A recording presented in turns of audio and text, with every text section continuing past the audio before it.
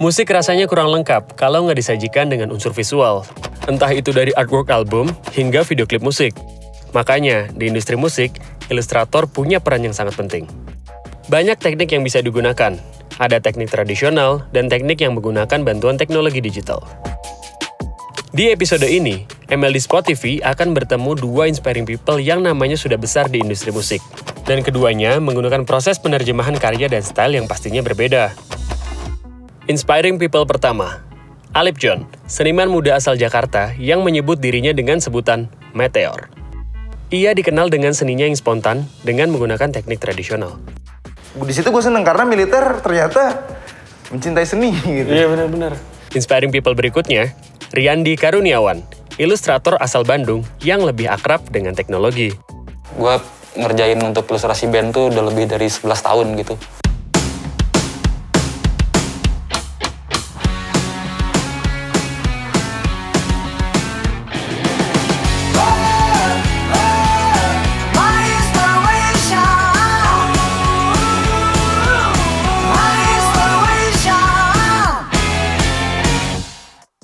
Sekarang, gue mau ketemu sama Alip John. Ngobrolin tentang perjalanannya masuk ke dunia seni rupa dan kontribusinya di dunia musik.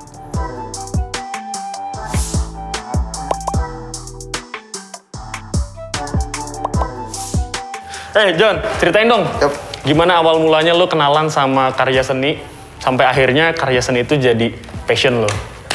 Gue baru tahu itu sebuah karya itu waktu itu tahun 2007 sekiranya. Di tahun 2007, oh ini karya ya namanya gitu. Karya seni ya gitu. Oh gitu. Nah habis itu baru gue ngulik. Dan tanpa gue sadarin itu ternyata gue banyak bekerja di kantor, bikin surfboard, apa semua segala macem. Tapi di sela-sela itu gue terus menggambar.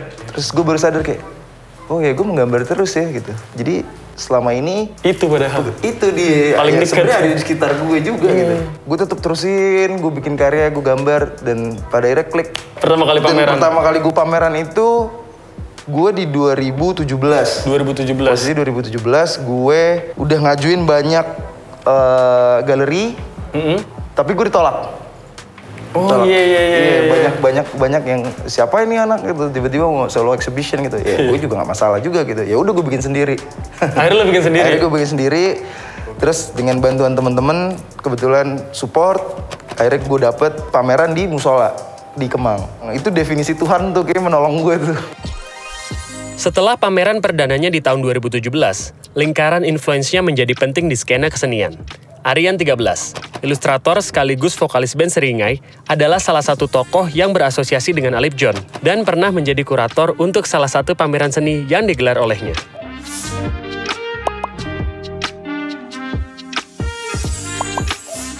Impresi gue pertama pas lihat karya-karya Alip John, gue ingetnya merchandise atau t-shirt surf dan skate 80s. Nah itu yang gue inget mungkin karena warnanya lebih cenderung waktu zaman 80s kan lebih kayak gitu juga kan. Tapi waktu gue jadi kurator dia, menurut gue komunikasinya mudah karena emang mungkin visinya juga nggak jauh beda. Terus dia juga memaparkannya, ini gue pengen begini, dia sebenarnya udah tahu apa yang dia mau sih sebenarnya. Dan dan akhirnya pamerannya jadi dan gue seneng sih bisa menjadi kurator dia. John, lo kan dikenal sama karya-karya lo yang spontan, tradisional. Biasanya tuh lo pakai apa sih medianya? Atau alat-alatnya, tekniknya? Banyak kayak kuas, terus oil pastels, terus charcoal. Ya banyak. Terus kayak ya kanvas udah pasti, terus bon, nota semua segala macem, tembok. Bon, nota? Iya, sampai ya karena gue kemana-mana gue bawa marker, gue bawa alat tulis gitu, alat coret gitu. Waktu itu ada juga di lapangan komplek yang udah mati gitu. Terus gue bikin karya gue itu, habis itu lapangan jadi hidup lagi. Banyak anak kecil lagi, ya, anak kecil pada main lagi. Wah, seneng deh gitu. Habis gue bikin di lapangan perumahan, gue bikin di tempat militer ternyata. Mungkin sebuah kontras yang ini ya. Jadi seorang begundal, terus suruh gambar di tempat militer ya. Di situ gue seneng karena militer ternyata mencintai seni gitu. Iya benar-benar.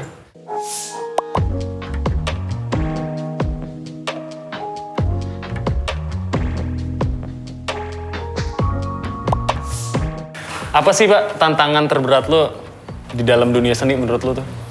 Yes, kalau bicara secara general, lu tetap harus bikin karya dan bagaimana terus mengembangkan itu gitu. Dunia seni kan kalau buat gue dunia yang berbahaya ya, gitu. Dunia yang gelap. Sepakat. Lu harus bisa bawa lentera lo sendiri gitu dan lu harus bisa nyalain api lo sendiri. Kalau lentera lo mati ya udah lu tersesat dalam situ dan nggak balik. Gue yakin banget nggak bakal balik karena pola pikir dan sistem udah berubah di kepala lo.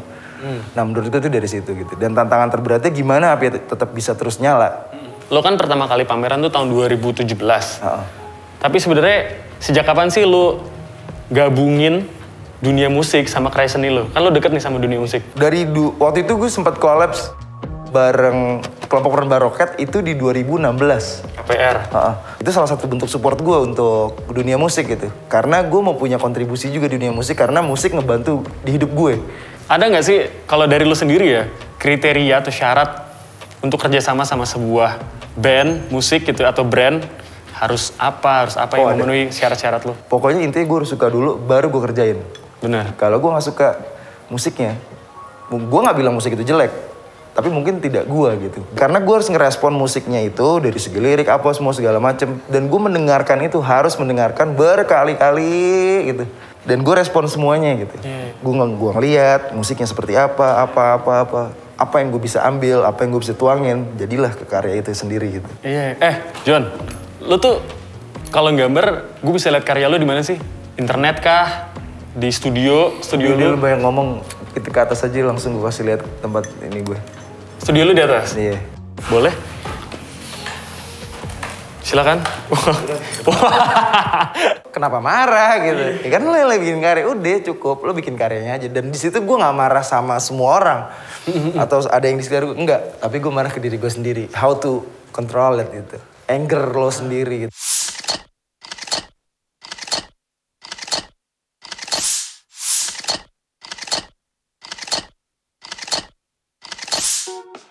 Karya Alip John yang unik dan liar membuatnya mendapat banyak kesempatan untuk berkolaborasi dengan para musisi tanah air.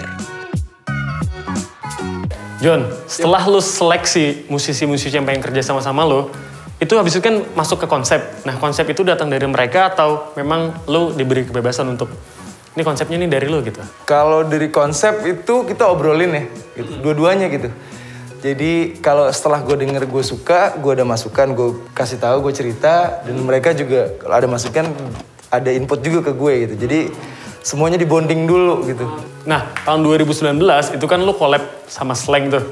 Lu bikin apa aja tuh? Wah, 2019 kalau sama Slang tuh gue kalau nggak salah gue bikin merch, kaos, shorts, bendera. Banyak ya? Flag banyak, cuma kayak gue bingung, karena banyak, gitu. Banyak juga gitu. Kalau selain merch, lu pernah kolaborasi apa lagi sama Slang? Waktu sama Slang tuh gue sempet ada video klip. Oh iya? Video klip Jangan Marah. Terus ada juga gue performing arts waktu konser di GBK itu batal. Konser ulang tahunnya itu batal. Habis itu dipindahin ke M Block jadi private party. Oh, oke. Nah, yang gue bikin AK-92 itu senjata AK-47. Tapi ujungnya kuas gitu.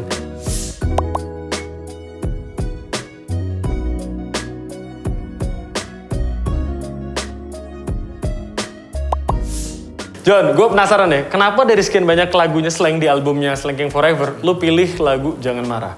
Iya, karena waktu itu gue lagi kusut, kalut, semua segala macem, banyak hal pertanyaan di kepala gue tentang gimana nih bikin merch-nya Slang. Terus lagunya Slang keputar terus, tiba-tiba kedengeran nih suaranya Bim Bim sayup-sayup.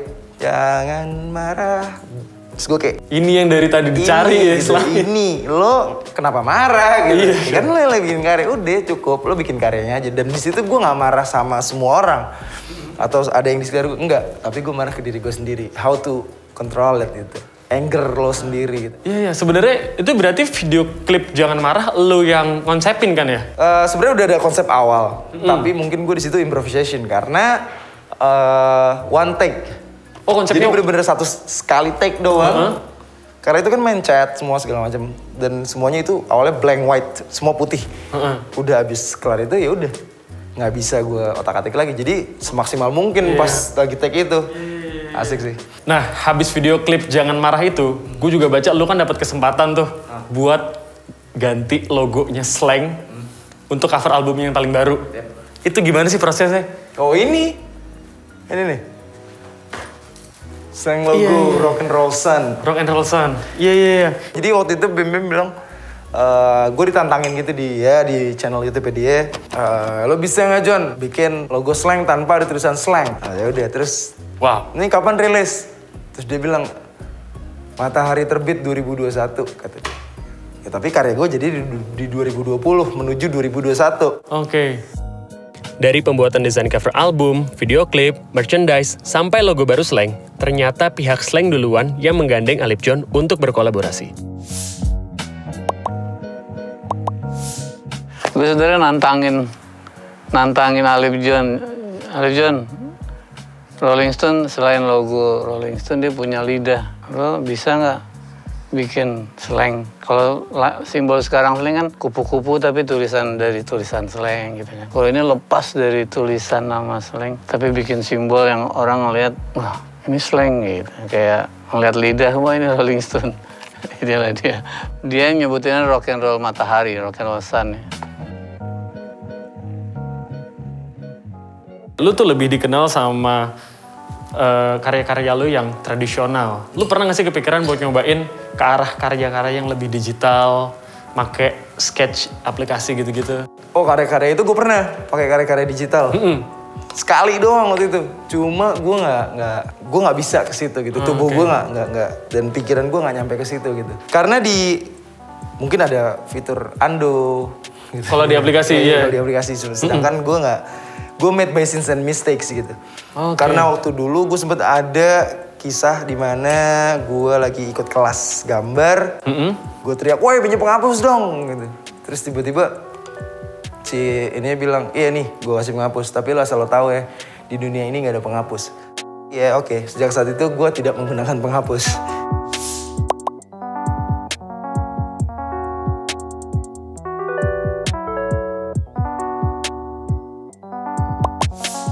Nah, terakhir nih, buat lu, Alip John nih, apa sih next step-nya buat yang tadi lu bilang untuk tetap mengibarkan bendera itu apa yang bakal lu lakuin? Dan kira-kira lu ada nggak sih cita-cita buat kolaborasi sama musisi lain yang mana gitu mungkin di luar? Mungkin kalau di luar negeri banyak banget ya. Gue gak mau nyebutin siapa dan akan terjadi apa gitu. Yang pasti gue bakal bikin gebrakan-gebrakan baru dan kalau untuk bertanya bagaimana tetap berkonsistensi ya. Ya lo bikin karya, gimana caranya lo tancepin bendera lo dan lo kibarin bendera lo dan sampai bendera lo setengah tiang. Prinsip Alip John yang nggak mau menggunakan teknik digital ngajarin gue untuk jangan coba menghapus kesalahan, tapi coba perbaiki dari kesalahan itu sendiri. Umur karir Alip John di industri seni dan musik memang belum terhitung lama, tapi dengan selalu tampil berani dan spontan, kondisi apapun nggak menghambatnya untuk selalu produktif dan terus berkontribusi pada revolusi. Pokoknya lo jangan pernah berhenti berkarya. Lo tancepin bendera lo kibarin, dan jangan sampai bendera lo berhenti di setengah tiang.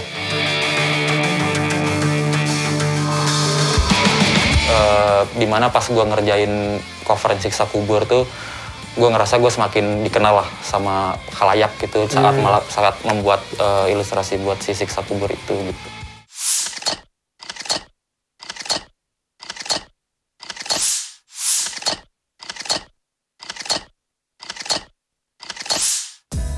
Setelah mendengar cerita kontribusi Alip John di ranah musik, kali ini gue mau dengar cerita Riyandi Karuniawan, visual artist yang juga banyak berkolaborasi dengan musisi-musisi kenamaan lainnya.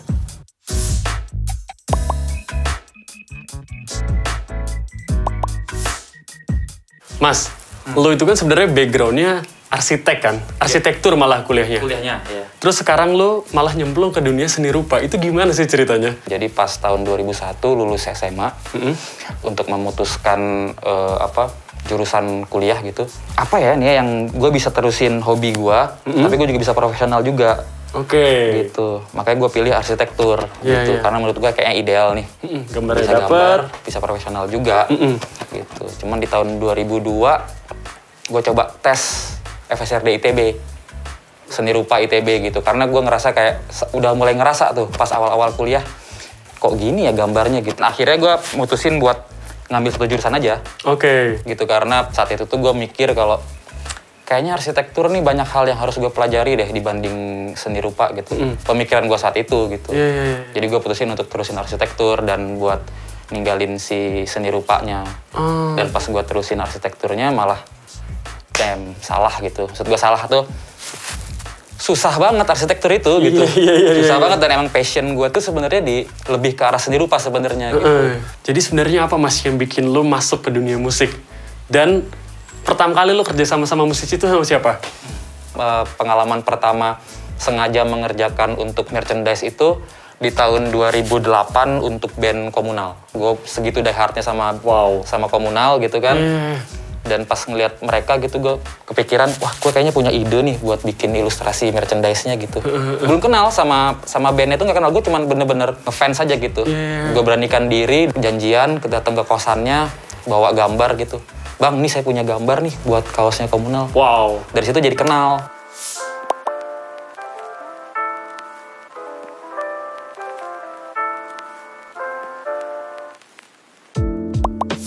Lo kan lebih dikenal sama signature art lo yang menurut gue tuh ke arah science fiction, surrealisme. Itu lo dapet inspirasi dari mana sih? Jadi pas kecil tuh kan gue ngeliat film-film yang sifatnya gitu, science fiction, fantasi, surreal gitu. Dan semenjak SMA pun gue kenal namanya Salvador Dali. Gitu, gue tertarik sama karya-karya Salvador Dali. Makanya banyak juga gue terlihat dari karya-karya gue. Banyak terinspirasi dari dia.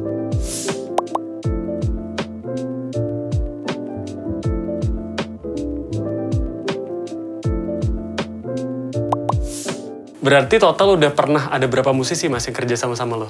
Gue ngerjain untuk ilustrasi band tuh udah lebih dari 11 tahun gitu. Cuman diantaranya adalah, ya tadi gue bilang Komunal. Yang pertama tuh ya? Komunal, Raja Singa, Homicide. Gue juga pernah bikin ilustrasi buat band rock Singapura, Marijanah. Gue juga pernah bikin buat band death metal Jakarta, Siksa Kubur. Itu tuh lumayan momentum juga buat gue. Dimana pas gue ngerjain cover Siksa Kubur tuh, gue ngerasa gue semakin dikenal lah sama khalayak gitu saat membuat ilustrasi buat si Siksa Kubur itu gitu. Ngomongin selain artwork sama merchandise, gue juga tahu lu tuh kan pernah ngerjain single terbarunya The Sigit. Another Day, itu gimana sih Mas prosesnya? Jadi Rekti kebetulan tetangga saya gitu, kita main basket bareng. Tetangga belakang rumah. Kita main basket bareng, suatu saat dia bilang kita lagi bikin single baru nih, gitu kan. Bantuin bikin video yuk, kata dia gitu, buat di Sigit. Oke, ayo gitu kan. Dan kebetulan kita punya kesukaan yang sama gitu, suka nonton animasi Jepang gitu kan. Ya kita bikin animasi aja gitu. Iya aja, ya balik lagi tadi semangat aja gitu.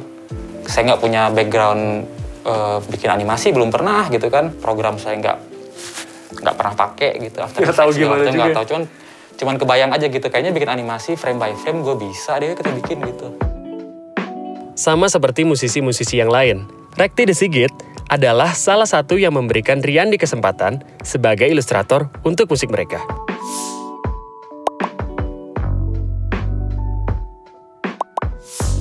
Jadi alasan kenapa saya suka dengan Riyandi karena dia selalu terbuka dengan ide-ide dan kemungkinan-kemungkinan membuahkan karya yang ada di pikiran dia gitu. Dan nggak melulu menutup diri bahwa saya adalah A, hanya pakai medium ini, gaya saya hanya ini. Itu yang membuat Riyandi menjadi kolaborator yang ideal sih. Dan kenapa jadi favorit saya juga, alasannya adalah karena kami punya kesukaan yang sama, anime, manga, yang Jepang-Jepangan gitu, kami suka. Mas, ngomongin soal teknik nih, biasanya lu pakai tools apa aja sih buat ngasilin sebuah karya? Software mungkin? Gue make digital dan tradisional ya, secara media gitu. Contohnya aja misalkan untuk membuat sebuah karya painting gitu, proses sketsanya itu biasanya digital, pakai Photoshop. Oh gitu? Gue bikin sketsa digital, karena gue pakai media cat minyak gitu, yang menurut gue harus menentukan spektrum warna yang tepat gitu. Jadi gue bikin sketsa dengan warna yang dengan skema warna yang udah tepat di digital, gue print, gue contek lagi, baru gue bikin si paintingnya.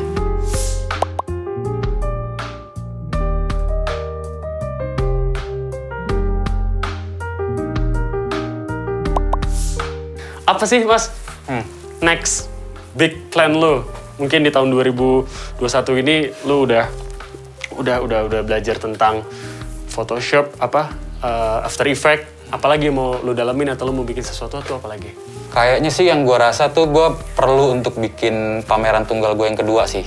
Oke. Mungkin setelah pandemi, mungkin. Wow. Pengalaman Riyandi dalam proses pembuatan video klip The Sigit bikin gue sadar, walaupun sudah bertahun-tahun berkarya di industri yang sama, akan selalu ada ruang di mana lo akan terus dan harus belajar hal baru, supaya lo tetap bisa berkembang. Jadi, karya seperti apa yang mau lo hasilkan? Passion merupakan bensin untuk setiap karya yang saya lakukan. Tanpa passion mungkin saya sudah berhenti entah kapan itu. Dan buat saya penting untuk menjaga personalitas di setiap karya saya.